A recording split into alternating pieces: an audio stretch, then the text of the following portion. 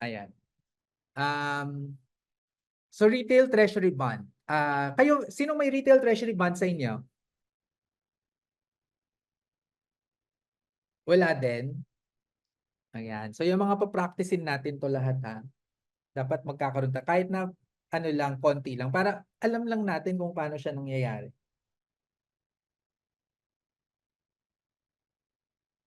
Actually, para sa mga nasa Abu Dhabi, para sa mga OFWs, no? Yung retail dollar bond, which is still a form of a treasury bond, no? Dollar denominated nga lang. Yan yung maganda na paglalagyan nyo ng kinikita ninyo para hindi naka-peso based, naka-dollar based siya. Okay. Retail treasury bond natin, ito ay isang debt instrument, no? Pwedeng pagkakautang ng gobyerno o kaya ng mga korporasyon sa atin, no? So yan yung retail treasury bond. Okay? It's also ano no, called government securities. So yan yung retail treasury bond. Usually ginagamit ito ng gobyerno para mapondohan niya ang kanyang mga projects. Okay? And ito ay 100% guaranteed pa rin ng gobyerno katulad ng MP2 dahil ang collateral niyan ay yung kanyang full taxing power, no, at ability na mag-print ng pera. So, mababayaran at mababayaran talaga tayo. Okay? So, yung retail treasury bond natin, ang minimum na investment dito ay 5,000 pesos din and then in multiples of 5,000 thereafter. Ito rin ay 100% government guaranteed. Usually, ang retail treasury bonds natin, ang RTB natin ay nasa 3 years. Meron siyang 3 years, may 5 years, may 5.5, may 7, at may 10. No? May 10 years siya na denomination. Depende kung ano yung ilalabas ng gobyerno sa sa oras na yan. Ayun. Ipapakita ko sa inyo yung aking retail treasury bonds. Sana magpakita.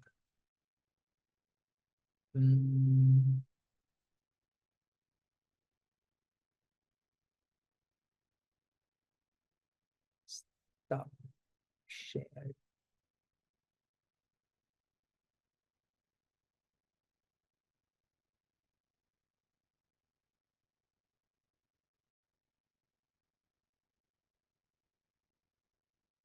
Ayan.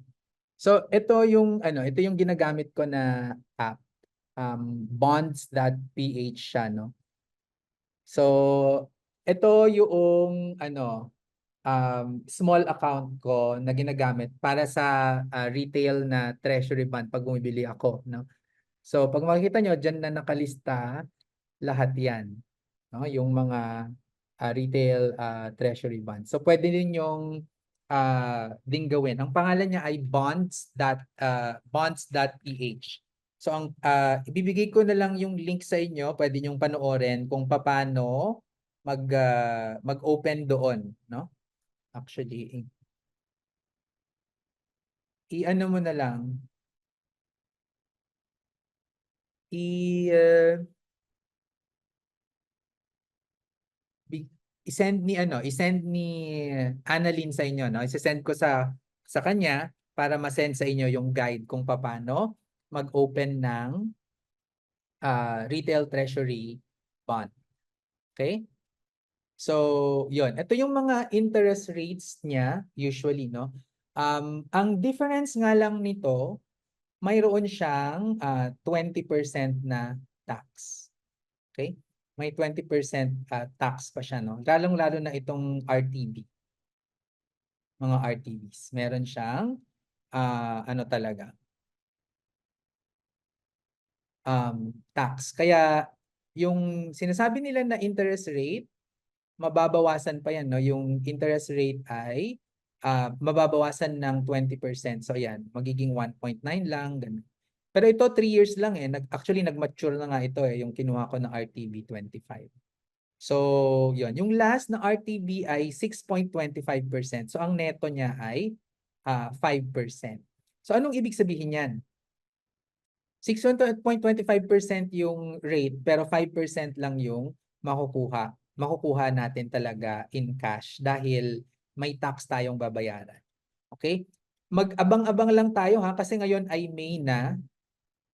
Usually, lumalabas itong RTB ng February and August. August or September. Okay? February, March. So, mag-ano na tayo, mag-prepare na tayo kasi may window lang siya na pupwede mong gamitin, no? Yung pupwede kang mag-invest. Kung hindi ka makapag-invest at that time, ay antayin mo na yung next, no, na RTB. So, ang next natin na RTB ay RTB 31 na. RTB 31. Okay. So, yon.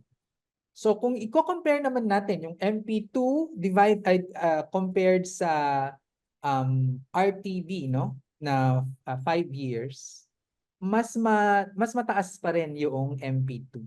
Ito makikita natin tong blue, no? So, mas mataas pa rin siya. Kaya, yon. Mas preferred ko talaga siya. Pero, why do I still go for retail treasury bonds and retail, bakit pa ako bibili ng bonds? At hindi na lang ako mag-MP2 lahat. Kasi, important talaga na may diversification din na gagawin ka, no? Hindi maganda na nasa isang basket lang lahat. For example, itong bonds, mas madali siyang i-trade sa secondary market compared sa MP2. Yung MP2 kasi talagang 2 weeks, 3 weeks, 1 month, ganyan bago mo makuha, lalong-lalo na kapag ipipreterminate mo, no? Pero itong retail dollar bond, lalo na yung sinabi ko sa inyo na bonds.ph, kung gusto kong ibenta ngayon, pwede kong mabenta. Mas liquid siya. Okay? Although, subject siya sa fluctuation, no? Yung ibebenta ngayon na bond na binili mo dati, malamang mas mababa yung rate na makuha mo. Okay? So, ano yung ibig sabihin nung nito, no, nung difference sa dividend rates nila? Kung naglagay tayo ng 1 million nung 2010 ng January, etong blue line that we see now, yaan yung Pag-ibig MP2. So yung 1 million natin magiging 2.3 million na siya.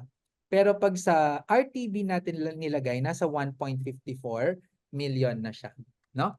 So yan yung difference na makikita na. Kaya mas madami akong nilalagay sa MP2 kaysa sa RTB. So meron akong nilalagay sa RTB pero smaller amount siya. Okay? Ito ay peso denominated. Tapos meron naman din namang retail dollar bond, no? At yung RDB1 which was released ng I think ito ay November. November. Tapos ito ay November din last year, no? November last year. Itong RDB1 may tax. Itong RDB2 walang tax. Non-tax siya. So, kaya kung makikita nyo dito, yung net, no, yung net niya ay baliktad. Sorry, 1.1 dapat dito, tapos yung 1.8 ay dito. Ayan. Kaya yung net niya ay pareho lang dito sa RDB2. Hopefully yung RDB3 ay hindi rin siya taxable ulit, no?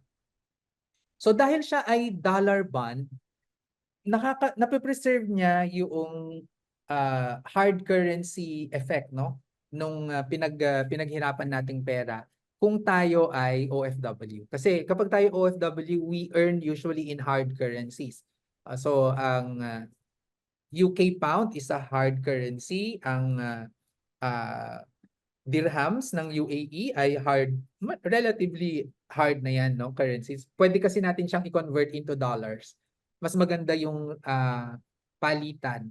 Tapos i-invest natin dito sa retail dollar bond at 5.75% na interest rate. Napakaganda na niyan, no? Kasi mahirap itong hanapin na interest rate for dollars sa mga bangko. Okay? So, kung ako sa inyo, aabangan ko itong retail dollar bond.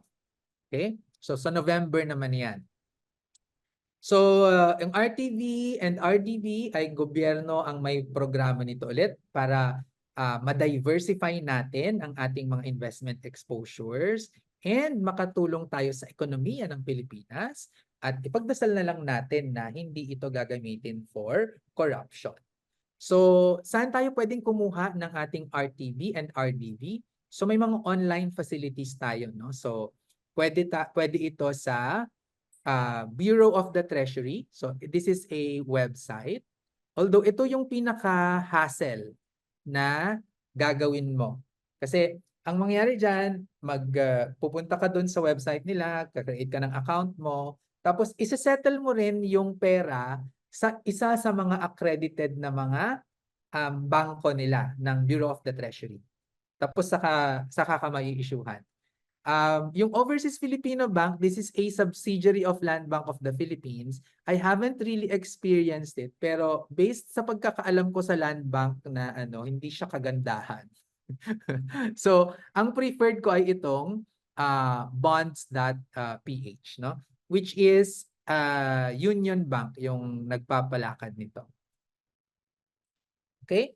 So yung RTV and RDB, so for me, lalo na for you na mga OFWs, no, ay dito tayo.